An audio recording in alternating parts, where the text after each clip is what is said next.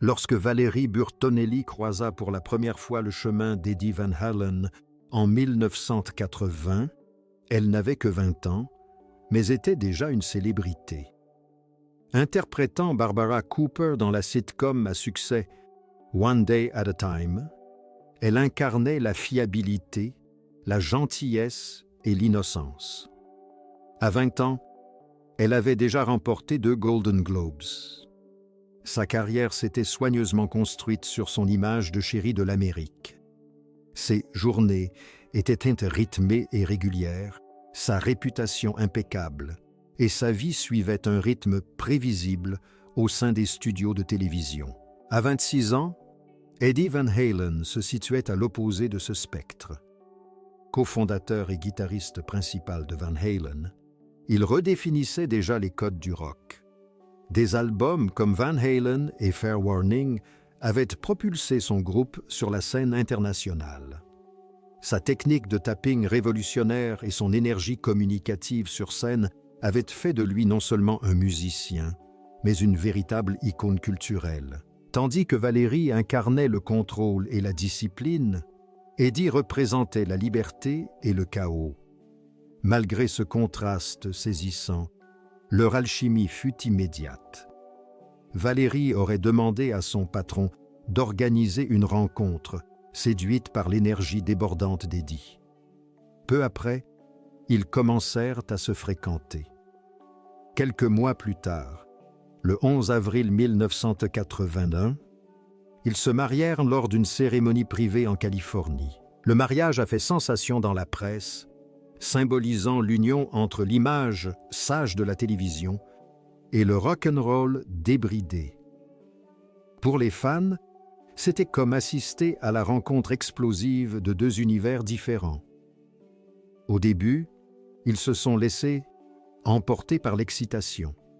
Valérie prenait des vols de nuit pour rejoindre Eddie pendant ses tournées, et Eddie la rejoignait souvent sur les plateaux de tournage. Le couple semblait inséparable. Un couple idéal qui paraissait porter sur ses épaules les rêves de 2 industries. Pourtant, même durant ces premières années, les germes des difficultés étaient déjà semés. Leurs emplois du temps étaient impitoyables, leur mode de vie incompatible, et l'attention liée à leur célébrité commença peu à peu à empiéter sur leur intimité. Des petits, des fissures apparaissent dans le mariage. Peu après la fin de la lune de miel, Valérie et Eddie commençant à réaliser à quel point leurs quotidiens sont différents. Tandis qu'elle enchaîne les longues heures sur le tournage de One Day at a Time, Eddie est absorbé par les répétitions, les séances d'enregistrement et un rythme de tournée effréné. Valérie se retrouvait souvent à prendre des vols de nuit, à tourner ses scènes en journée et à filer en catastrophe la nuit pour rejoindre son mari sur la route. C'était un exercice d'équilibriste permanent qui l'épuisait peu à peu et ne lui laissait que peu de place pour la stabilité. Le monde d'Eddie, quant à lui, était fait de nuits blanches, de fêtes et du chaos désorganisé de la vie d'une rockstar. La vie de Valérie était rythmée par les scénarios, les projecteurs des studios et les valeurs familiales qui lui avaient été inculquées. Ce décalage était bien plus qu'un simple conflit de mode de vie. Il s'agissait d'un profond fossé culturel entre l'ordre et le désordre. Au début, l'amour semblait pouvoir les apaiser, mais au fil des années, les différences se sont accentuées. Au milieu des années 1980, Eddie commença à lutter plus ouvertement contre sa dépendance aux substances. Ce qui avait peut-être débuté comme un simple écart occasionnel se transforma rapidement en une dépendance quotidienne à l'alcool et aux drogues. Valérie, à peine âgée de 20 ans, se retrouva soudainement dans le rôle impossible de prendre soin d'un homme qui sombrait déjà dans l'autodestruction et devait le stabiliser. La pression de la célébrité n'a fait qu'empirer son comportement. Et ces gros titres célébraient la rockstar débridée, alors même que sa vie de famille se dégradait. Valérie s'est battue sans relâche pour sauver leur mariage. Elle est restée aux côtés d'Eddie lors de ses nombreuses tentatives d'arrêt, le soutenant dans ses moments de sobriété qui lui donnaient l'espoir de pouvoir construire une vie normale ensemble. Mais les rechutes étaient inévitables, les replongeant à chaque fois dans un cycle de désespoir. Vivre avec un homme physiquement présent mais mentalement distant ne faisait qu'accroître le sentiment d'isolement de Valérie. À la fin des années 1980, les tensions au sein de leur mariage n'étaient plus de simples problèmes privés. La santé d'Eddie commença à montrer des signes avant-coureurs qu'il ignora, continuant à boire et à fumer excessivement. Des années plus tard, Valérie confia que c'est à ce moment-là qu'elle eut pour la première fois l'impression de mener une double vie. L'actrice adulée par des millions de personnes et l'épouse solitaire qui tentait de sauver un homme qui s'éloignait d'elle, la maternité et la lutte pour tenir le coup. En mars 1991, Valérie et Eddie accueillirent leur unique enfant, Wolfgang Van Halen. Pour Valérie, la naissance de son fils fut non seulement le plus beau moment de sa vie, mais aussi son dernier espoir de sauver un mariage déjà profondément fragilisé. Elle confia un jour que l'arrivée de Wolfgang était sa dernière tentative pour préserver l'unité familiale. Pendant un temps, cela sembla fonctionner. Le couple se consacra entièrement à son enfant et Valérie mit ses projets de longue haleine entre parenthèses pour se consacrer à son rôle de mère. Devenir mère a donné un nouveau sens à la vie de Valérie. Elle était déterminée à créer un environnement stable pour Wolfgang, le protégeant de l'instabilité qui régnait à la maison. Eddie, lui aussi, aimait profondément son fils, et lorsqu'il était présent, il pouvait se montrer affectueux et fier. Mais sa vie sur les routes et sa lutte constante contre la dépendance l'empêchaient souvent d'assister aux moments importants de sa vie. Valérie décrira plus tard cette période comme une double vie sous le même toit. L'une était consacrée à son enfant, l'autre à la solitude et à un mariage brisé. Tout au long des années 1990, Valérie et Eddie s'efforcèrent de paraître unis. Ils apparaissaient ensemble lors d'événements publics, souriant aux photographes et entretenant l'illusion d'une famille stable. En coulisses, cependant, la distance émotionnelle s'accentuait. Valérie devait souvent endosser le rôle des deux parents, assistant aux événements scolaires et soutenant le développement de Wolfgang, pendant qu'Eddie était absent ou aux prises avec ses démons. Les sacrifices consentis par Valérie durant ces années eurent un coût personnel. Elle commença à souffrir de détresse émotionnelle qui se manifesta par des troubles alimentaires et des fluctuations de poids. Les tabloïds étaient impitoyables, s'attardant sur son apparence changeante tout en ignorant les pressions qu'elle subissait chez elle. Valérie se retira de la vie publique, consacrant toute son énergie à l'éducation de Wolfgang.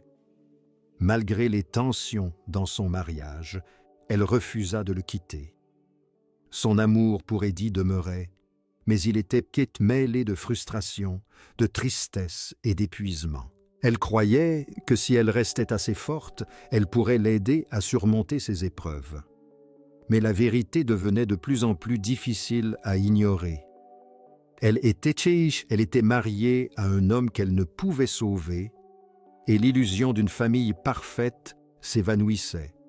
La séparation silencieuse et le divorce. À l'aube du nouveau millénaire, les fissures dans le mariage de Valérie et Eddie s'étaient transformées en gouffres.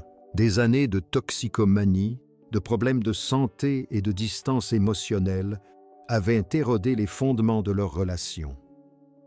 Pour Valérie, le point de rupture résidait moins dans un événement dramatique que dans l'épuisement d'une vie de troubles constants. En octobre 2001, le couple confirma sa séparation. L'annonce fut un choc discret. Il n'y a eu ni interviews incendiaires, ni révélations fracassantes dans la presse à scandale. Juste la confirmation que l'un des couples les plus emblématiques d'Hollywood s'était séparé après 20 ans de vie commune. Pendant 6 ans, cependant, leur divorce est resté en suspens. De 2001 au 20 décembre 2007, ils ont vécu dans une situation d'incertitude, unis légalement mais séparés émotionnellement. Durant cette période, Valérie choisit le silence. Contrairement à de nombreux divorces de célébrités marqués par les accusations et les batailles juridiques, elle resta à l'écart des projecteurs. Elle se concentra plutôt sur l'éducation de Wolfgang, déterminée à lui offrir stabilité durant cette période tumultueuse. Eddie, quant à lui, s'enfonçait toujours plus dans ses difficultés. Sa santé se détériora alors qu'il luttait contre le cancer. Il subit une intervention chirurgicale pour l'ablation d'une partie de sa langue. Pourtant, même alors, il continuait de fumer et de boire, comme incapable ou refusant d'abandonner les habitudes qui le détruisaient. Ces années de séparation furent marquées par les spéculations. Fans et médias s'efforçaient de combler les lacunes, inventant des histoires de trahison, d'infidélité ou de différences irréconciliables. En réalité, les raisons étaient bien plus complexes. Valérie et Teddy s'étaient tout simplement éloignés l'un de l'autre, leur vie façonnée par des choix et des circonstances devenues incompatibles. Lorsque leur divorce fut prononcé fin 2007, il se fit dans la plus grande discrétion. Pas de querelle publique, pas de procès houleux, juste la constatation silencieuse qu'après 26 ans de mariage, leur union était terminée. Pour Valérie, ce ne fut pas un triomphe, mais un chagrin silencieux, la fin d'un chapitre qui avait marqué la majeure partie de sa vie d'adulte. Elle admettra plus tard que le silence entourant le divorce était intentionnel, une façon de protéger Wolfgang et de se ménager l'espace nécessaire pour traverser cette épreuve en privé. Pourtant, la vérité sur les raisons de leur échec matrimonial resterait cachée pendant encore 10 ans. Rompre le silence. Mémoire et confession. En 2008, Valérie Bertonelli a enfin brisé des années de silence avec ses mémoires « Losing It ».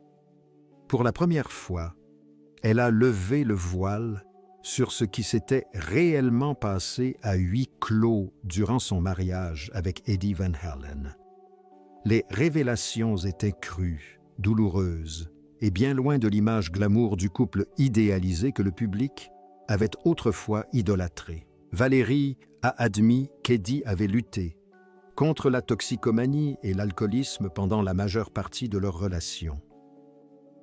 La consommation de cocaïne, l'alcoolisme quotidien et l'incapacité à se défaire de ses habitudes destructrices avaient marqué leur vie commune. Même après avoir reçu un diagnostic de cancer de la bouche et avoir dû subir l'ablation d'un tiers de sa langue, Eddie a refusé d'arrêter de fumer et de boire. Valérie a décrit cela comme une lente autodestruction, un refus déchirant de se battre pour lui-même malgré tout l'amour et le soutien qu'elle essayait de lui apporter. Son honnêteté ne s'est pas arrêtée là. Valérie a également avoué avoir eu une liaison pendant l'une des périodes les plus sombres de leur mariage.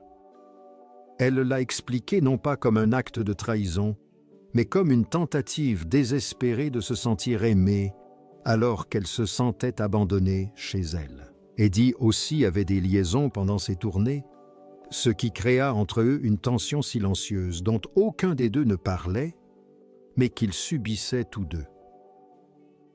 Pour Valérie, il ne s'agissait pas d'excuser ses actes, mais de reconnaître le vide affectif qui caractérisait leur mariage. Dans des interviews ultérieures, notamment d'une conversation franche avec Oprah, Valérie a décrit comment sa santé mentale s'était dégradée au début des années 2000.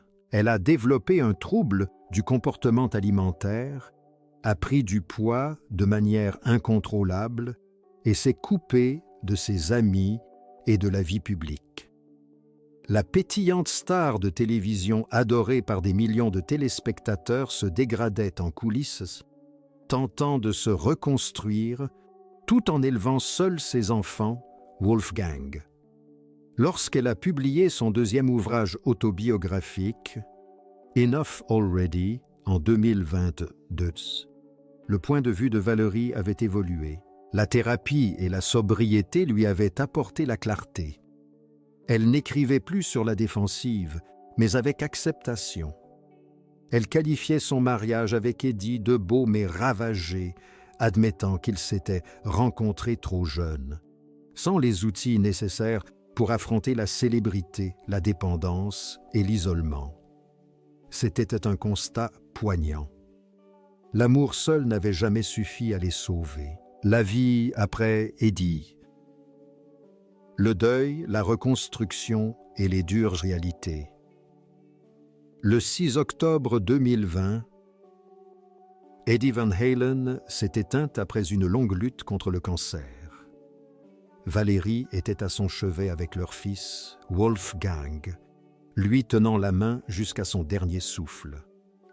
À cet instant, des années de colère et de déception se sont évanouies en une vérité partagée. Malgré tout, l'amour avait toujours été là. Elle écrivit plus tard « Je crois qu'il savait que je lui avais pardonné. J'espère aussi qu'il m'a pardonné. » C'était ce qui s'était le plus rapproché d'une réconciliation depuis des décennies. Dans les jours qui suivirent sa mort, Valérie publia un hommage poignant sur Instagram. « Il y a 35 ans, ma vie a basculé à jamais lorsque je t'ai rencontré. Et aujourd'hui, je suis reconnaissante d'avoir pu être à tes côtés dans tes derniers instants. » Son chagrin était indéniable mais complexe. Elle n'était plus l'épouse d'Eddie depuis plus de 10 ans. Pourtant, elle le pleurait profondément, à la fois comme le père de son enfant et comme l'homme qui avait tant marqué sa vie. Dans les années qui suivirent, Valérie admit avoir idéalisé leur mariage après sa mort. Elle s'est imaginée en veuve éplorée, réécrivant l'histoire pour en faire une histoire d'âme sœur qui n'a jamais existé. En 2024, après avoir visionné l'épisode de Behind the Music, consacré à Wolfgang, elle a publiquement avoué qu'Eddie n'était pas du tout son âme sœur. « Nous n'avions pas été en couple depuis 20 ans. J'étais amoureuse d'une version idéalisée de lui, a-t-elle déclaré. Cette déclaration a suscité la polémique. Certains ont salué son courage, d'autres l'ont accusé de ternir la mémoire d'Eddie, mais Valérie s'est restée inflexible. Pour elle, parler franchement faisait partie du processus de guérison. Parallèlement, la vie de Valérie a connu un nouveau épisode tumultueux. Son second mariage avec Tom Vatital s'est soldé par un divorce en 2022. Elle a brièvement retrouvé l'amour auprès de l'écrivain Mike Goodnow en 2024, avant que leur relation ne prenne fin la même année. Tout au long de cette épreuve, elle s'est appuyée sur la thérapie, la sobriété et son amitié avec Wolfgang. En 2025, à 65 ans, Valérie avait transformé sa souffrance en engagement. N'étant plus seulement l'ex-femme d'Eddie Van Halen ou la chouchoute des sitcoms américaines, elle est devenue une voix pour l'authenticité, parlant ouvertement de son anxiété, de ses crises de panique et de l'importance de l'amour de soi. Son histoire n'était plus celle d'un mariage brisé, mais celle d'une résilience, d'une quête de vérité et de la force de se reconstruire. Valerie Bertinelli et Eddie Van Halen incarnaient autrefois le couple idéal, une star de la télévision et une légende du rock unise depuis plus de 20 ans. Mais comme Valérie l'a finalement révélé, leur mariage n'a jamais été parfait. L'addiction, la distance et le chagrin les ont séparés, laissant des cicatrices qui ont persisté bien après la signature des papiers du divorce. Pourtant, de cette douloureuse épreuve est né Wolfgang, le fils qu'ils adoraient tous les deux, et les leçons que Valérie partage aujourd'hui avec sincérité. Pensez-vous que Valérie a eu raison de enfin dire la vérité après tant d'années de silence? Dites-nous ce que vous en pensez dans les commentaires. Et si cette histoire vous a touché, n'oubliez pas de liker, partager et vous abonner pour découvrir d'autres histoires inédites d'Hollywood.